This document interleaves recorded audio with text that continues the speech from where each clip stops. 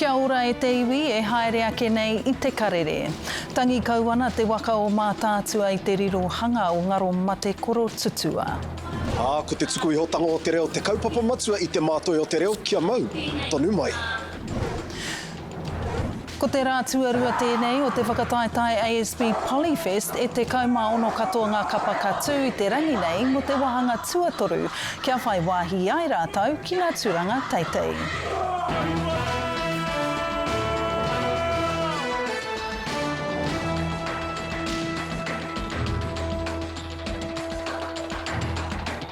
Kei ngā mana whakahira-hira o te motu tēnā koutou katoa, ānau mai ki te karere. Tangi kauana te waka o mātātua I te rirohanga o ngaro mate koro tutua. Ko ia tētahi o ngā tohunga whakamutu ngā puta noa I te motu I mōhio ki te reo kihi o tua whakarere. He oia no e poroporoa ki te ana hoki tētahi karaua ngā kau nui ki tōna rahi o ngā tiawa. A nei te pūroko, a mihi ora Gage. Ko tau mai te tini makiu ki runga o ngai tai whakaia ki te tangi, ki te tuku I ngā roimata ki tō tātou koraua, ia te ngaro mate tūtua kuariro nei. Tino pauri mātou ona whānau whānui, tōna hapu, kai roto ia mātou te mamai me te tangi. Koerira tō tātou pāpā, tō mātou pāpā, tō mātou karaua, tō mātou pau whakawairua o te hai, o te hapu hoki. Ko ia tērā kokoro tūtua te whakamutunga ki te kawe I te reo kōrero kihi, he reo notua whakarere. Ko ia te tohuna mātātuhi whakamutunga o Ngāti Awa, tērā pia o mātātua katoa. I aia tau a taonara te reo kihi, te reo ke, ko ia te reo tapu, ko te atua noho pia e māramāna ki tērā reo. Hoi no koe ne te reo o ngā kupu whakari, no reira kua nui tau a reo I nāiene.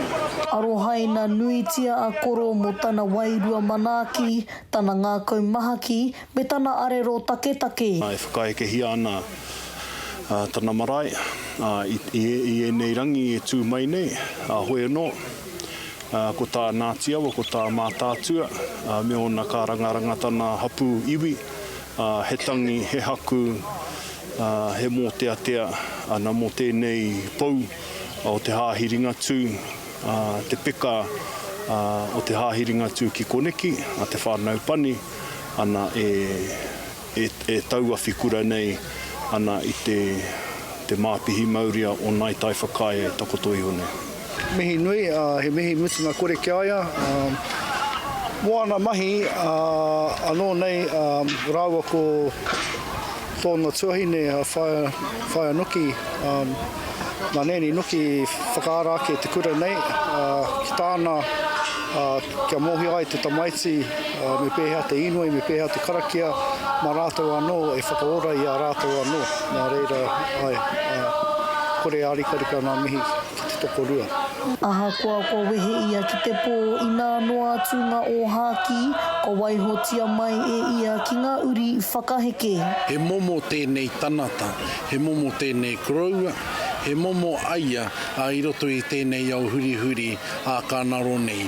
Ko tōna momo, he momo I tipu mai I roto I te mātotoru tana o nā karakia tawhito a te hāhi rina tū me nā tohutohu a aona mātua, a aona tipuna.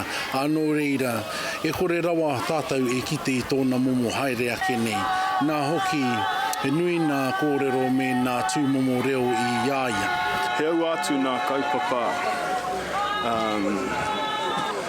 nā hui, nā wāna na nāna I arahi. Mo te kautau neke atu ana ko rāua tērā ko te Makarini, e taki ana I ngā karakia whakatuwhera I te whakapōtai tana o Awanuiarangi, hoi no ko te taha ki te hāhiringa tū ki a koro, ko te taha ki ngā karakia Māori ana ki a te Makarini ka pauroto nā roko hoki. Hei te praere ka tau atu a koro tūtua ki te pari karauna o nā mātua tīpuna, kia nehua ki te rua kōiwi. Ka takato e taku pāpā, e tō mātou pāpā, i roto i te ai o tango tō tātou kaihanga, oki ai. Ko mitu ngā mamai, roa rawa, tana maiwiwitanga. Kei te aro hearts. Mihi ora Gage, Pukaia. Anā ko tā tātou manu hiri ka horo mai i te rangi nei, ko te mema pāre mata o te ropu reipa a Willow Jean Prime. Ko te kōrero mō ngā whakahautanga ko tapa ki runga ki te wahanga 7AA o te pere o Oranga Tamariki.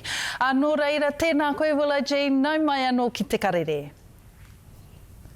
Ai, tēnā koe. Ka pai taku pātai tuatahi i tutu te puehu i te whare pāre mata i ngā pōra mo te wahanga nei o 7AA. Ana, i whai whakaroa Minita Cho i ngā tohu o ngai Māori i te wā o ngā tukanga kōmiti kōwhiri, ana e whakapono ana koe i te whakarongo a Minita Cho. Ki taku whakapono, ka hore ia i te paku whakarongo ki ngā kaitono e pāna ki tēnei ture. He taringa kōhatu, he taringa pīsai, ka upuko māro ia ki tāna i hehia ai, ara ko tērā ko te whakakore i te 7AA i roto i tēnei ture mō ngā tamariki. Nā reira, Willow Jean, he aha rā ngā painga, ngā heke rānei, mō ngā whānau i te whakakorenga mai o te wahanga 7AA? Hore kau he painga mō wā tātou tamariki mokapuna Māori. Ko te wāhanga 7AA, ko ngā mātāpono o te tiriti o Waitangi, ko te tono i te kaiwhakahaere o Oranga Tamariki, ko tana mahi kia whakaheke i ngā raruraru i roto i a Oranga Tamariki mō wā tātou tamariki mokapuna. I nāianei ko tango tērā wāhanga o te ture. Nō reira, hore kau he painga i roto i tērā mō wā tātou tamariki mokapuna, ka pā tēnei tū āhuatanga kia rātou. E tino hōhana mātou, tino pauri, hotu ana te manawa, te kite i tēnei tū āhuatanga kaikiri, kua pā ki wā tātou tamariki mokapuna. Tēnā, nā reira, e whakapono ana koe, ka nui ake ngā tamariki Māori ka riro atu ki ngā whānau tauiwi? Tērā pia, nā te mea ko tēnei wahanga e pāna ki ngā mātāpono o te tiriti o Waitangi, te mahi o te kaiwhakahaere o Oranga Tamariki, te mahi ngātahi ki ngā hapu, ki ngā iwi, ki ngā ropu Māori. Enei mō mahi, nā e ai ki te minikaka, haere tonu te mahi ngātahi, engari ki taku whakapai, he aha te take o tērā ki te kore he wahanga i roto i te ture, kia mana tērā, hore kau he wāhi mo te ripoata e pāna ki te pai, te haere o tērā mahi anō hoki, he kōrero noiho tēnā hei tā te minita. Ka pai nā reira taku pātai tua whakamutunga. He aha kei tua mo te pāti reipa, i nā ka hoki mai a reipa hei kāwanatanga mā Aotearoa, ka whakakore koutou te wahanga whetū AA? E tino hehiana hau ki te mihi ki ngā kaitono maha i tonua o rātou whakaro e pāna ki tēnei pire, ara te section 7AA. Nā te mea i whai wā mātou o te komiti ki te rongo i ngā kōrero pai mō tērā wahanga, he ahanga mea pai, tērā pēr he ahanga mea hei whakakaha ake anō hoki. Ki taku whakaro ko tēnei wahanga o section 7AA, he timatanga noiho mō te mahi ngātahi ki te iwi Māori, ki ngā hapu, ki ngā rōpū Māori. Nō reira, e mihi ana hau ki ngā kaitono nā rātou i whakawaha ake o rātou whakaro, kōrero taunaki i te pai o tēnei wahanga, me tō rātou hiehia kia haere tonu tēnei wahanga, engari i rongo hoki a hau i te wero me te kōrero kia whakakaha ake i tērā wahanga. Nō reira, hehi ana hau te kōrero tonu ki ngā tāngata i tono mai ki te komiti o rātou whakaaro me pēhia te whakakaha ake e rā āhuatanga pai a ngā tau e heke mai nei. Nā te mea e mōhio hoki ana hau, kei reira ngā raruraru, ngā whakaaro nui, e ngā āwangawanga e pāna kia oranga tamariki, kei reira tonu te wero kia mātou ngā kaitōrangapu ki te whakatikatika i tērā tari o te kāwanatanga. Ana reira, kei taku tuakana kua pau te wā kia tāua i tēnei wā hoi anō, nui ngā mihi tai ore ore, kia koe. Kia ora. Ko te whakawhiti reo Māori o ngā whakatipuranga te kaupapa matua i te rangi nei ki te wānanga reo, te mātoi o te reo, i tū ki te papa i o ia. Ko te aronga a te mana whenua o te rohe, he tiro ki ngā rongoa pai, hei tautoko i ngā whānau kei te timata i tā rātou haerenga ako reo Māori, me te whakatinana i te reo Māori ki roto ki te kāinga. I haere atu a Raniera Harrison ki te kapuake i ngā kōrero o te wā. Pura reo ki te haumako. Ka pua mai. Ka hua ake ki te mātoi o te reo. Me aro hoki ki ngā moko puna pēnei, i tako moko nei, ko rātou te oranga o te reo Māori mo te rangi a Pōpō. Ko te tuku i hotanga o te reo, te kaupapa matua ki te mātoi o te reo i whakahaere hia ki te papa i oia i te rānei. To commit to te reo Māori, aonoa, pōnoa, i ngā wā katoa. Ka mutu ko tahi tonu anō te whaenga nui o te kaupapa. Hei whakatena i ngā whānau, e whakaro pia ana, kaore anō pia kia piki mai ki te waka, me kore tūpono noho ko rātou hoki hei kaihoi mo tēnei mo te waka o te reo Māori. E ki ana kaore i tino rangi whāwhā te reo Māori i konei i roto i ngā tauwhā te kau neke atu. Hoi nāno moho anoa nei e aki nāna kia takatuake i roto i o tātou whānau. E whātakau tau ki muri nei ka taku moheo, e rua ngā whānau he reo Māori anake i te kāinga i ngā wahe katoa o te taone nei. I nā e nei, kua eke te rima te kau, ona te kau pia. Me te whakahaura ia kia manawa nui tonu. I ohorere au i te porangi. E puta i te tino pārekareka o te mātoi o te reo, i wānanga hia nei. Kia kau e mataku ki tō tāua nei reo. Pēra i te timatanga, engari kia kaha tonu, kia au tonu. Me kau e mutu taki wai noi ho te kōrero Māori i te kura. Kua mohi o mātou roto i te whātakau tau nei, ma te kōrero i te kāinga te reo kāora.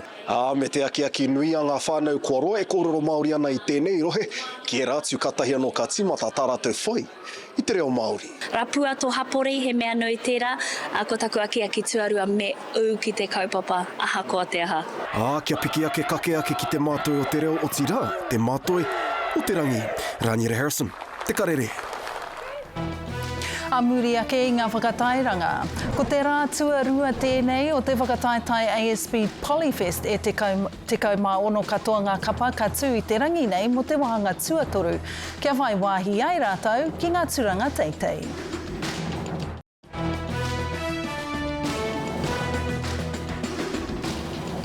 Hoki mai anō. Ko te rā tuarua tēnei o te whakataitai ASB Polyfest e te kau mā ono katoa ngā kapa katu i te rangi nei mo te wahanga tuatoru. Kia whai wāhi ai rātou ki ngā turanga teitei. Ko tētahi o aua kura he kapa hou i hara mai i tawhiti. Tēnā kia tahuri atu tātou ki tō tātou manu kaiwa o te karere kia Ethan Oneroa. Tungane he aha ngā kōrero o te wā. Mare nā hākua te ua, te kaha marangai me te hau, kua tai mai anei. Ko te iwi ki te tautoko, ki te whakanui, i tēnei o ngā kapa katahi anō kua tau, mai tawhiti, mai te taikaura o Ahitereiria ara ko Kibra State Park High School tērā. Heoi anō rā i tēnei wiki tonu i kōrero ahau ki ngā kai haka o tira te kaiako o te rōpū nei, i tā rātou tau mai ki tā rātou ukaipo. Whakarongo mai.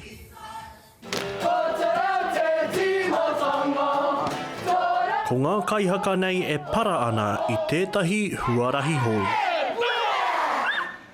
Kei te hikaka rātou, ngā tauira, mo te mo te whakataitai ki Polyfest. He tuatahitanga mō te whakataitai nei kia tū he rōpū no Ahitereiria. We don't stop anyone. We're not exclusive to allowing them to come and experience what it's like to be on ESP Polyfest stage. Nā ko te nuinga o ngā kaihaka nei he waiwai tapu.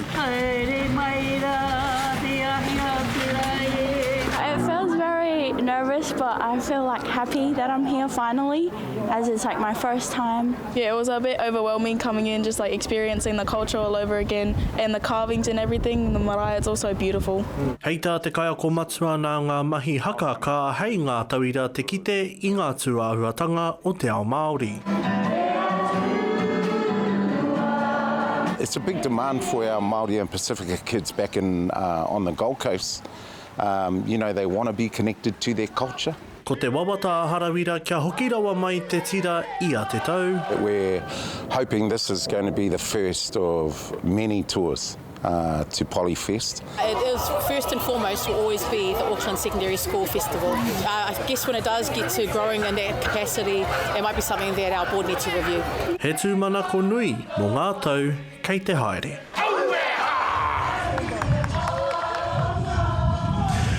Heoi anō rā kua piri mai tētahi o ngā kaiwhiriwhiri matua. Heoi anō hoki ko tētahi o ngā hāpai o te kaupapa nei ara ko Tiana Rawihongi e te rangatira tēnā koe. Tēnā koe e kolo e mihi ana kia koe. Nō reira, e whakarongo mai, tau atahi ki ngā reo rōreka o Keeper Estate Park High School. Hiaha o whakaro ki tēnei ki ngā rōpū o Ahitereiria, e uru mai ana ki wenei o ngā whakataitai Poronihia. Ai, tino harihari te ngākau i te mea ahakoa he waiwai tapu rātau a tinana. Kua rongo rātau ki te reo karanga o te kāhui wairua. Ara, kia hoki mai ki tā rāta nei maunga, ki tā rāta nei iawa, ki tā rāta nei moana. Ara, me panapana te manawa me te ngākau ki tā rāta nei Māoritanga. Nā reira, ko te mea nui, kua taitinana mai rātau ki te here tā rāta nei tuakiritanga. I runga i a tāmaki here ngā waka, tāmaki here ngā tangata. A ka haka hihi mai, ara tā rāta nei tū, tā rāta nei rangatiratanga, nō reira e mihi ana. He aha te ara mai konei, tērā pia ka tū wenei momo rōpū no Ahitereiria ki ngā whakataitai a motu pia? Ai pia, hoi no, ko te tino pūtake o tētahi kapa i te rātau, kawe he au ki reira ki tētahi wānanga ara ki Ahitereiria. E hoa mā, taku te kuaretanga, hau atura ki reira, kuare ana hau he tamariki tonu ana o.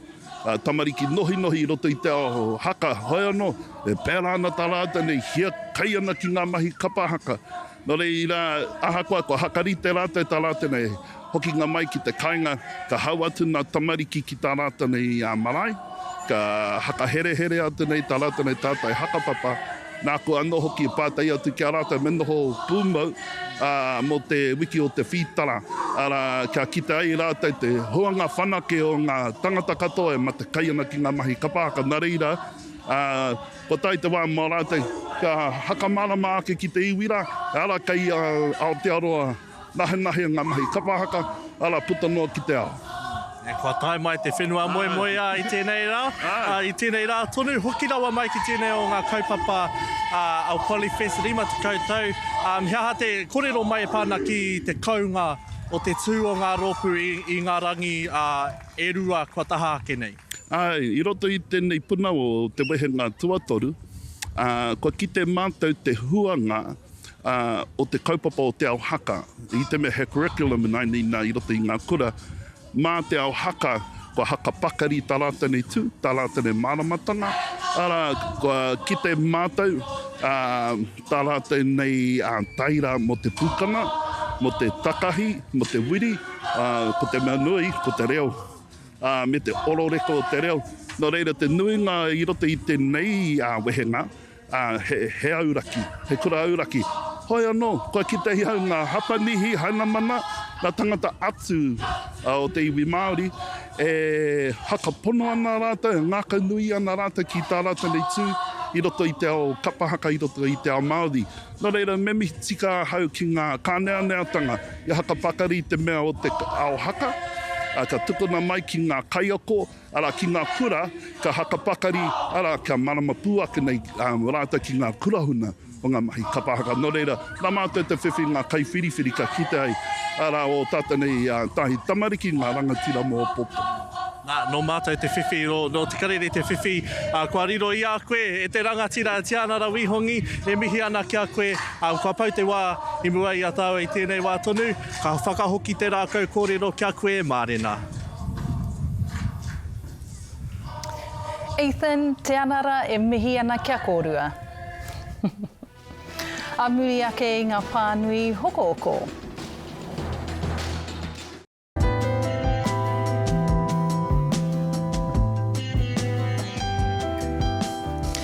Nau mai anō, kia tāhuri ake tātou ki ngā tohu huarere o te wā.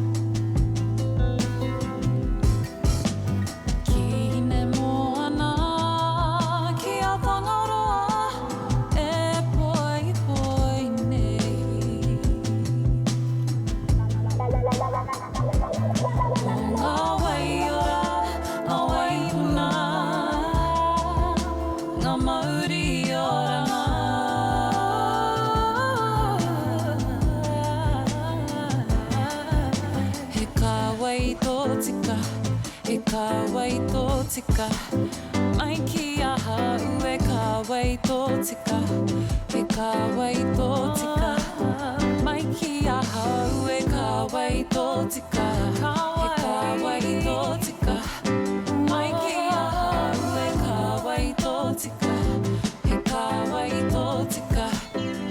Koina a tātou kōrero mō tēnei rā kia haumaru te noho ki waho rāki o koutou kāinga, noho ora mai.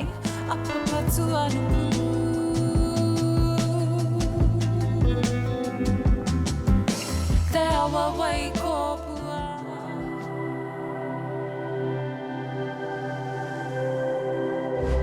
Ko te reo, te take.